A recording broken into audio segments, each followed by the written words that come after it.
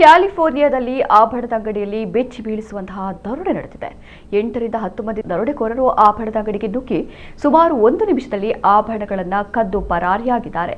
ಕ್ಯಾಲಿಫೋರ್ನಿಯಾದ ಫ್ರೀಮಾಂಟ್ ನಗರದಲ್ಲಿ ಈ ಘಟನೆ ನಡೆದಿದೆ. ಭಾರತೀಯರ ಒಡೆತನದ ಜ್ಯುವೆಲ್ಲರಿ ಶಾಪ್ನಲ್ಲಿ ದುಷ್ಕರ್ಮಿಗಳು ಕೃತ್ಯ ಎಸಗಿದ್ದಾರೆ. ಸುಮಾರು $1.7 ಮಿಲಿಯನ್ ಅಂದರೆ 15 ಕೋಟಿ ರೂಪಾಯಿ ಮೌಲ್ಯದ ಆಭರಣಗಳನ್ನು ದರೋಡೆಕೋರರು ಲೂಟಿ ಮಾಡಿದ್ದಾರೆ. ಅಂಗಡಿಯಲ್ಲಿದ್ದ 75% ಆಭರಣಗಳನ್ನು ಕಳ್ಳತನ ಮಾಡಿದ್ದಾರೆ. ಈ ಘಟನೆ 2025 ಜೂನ್ 18ರಂದು ನಡೆದಿತ್ತು.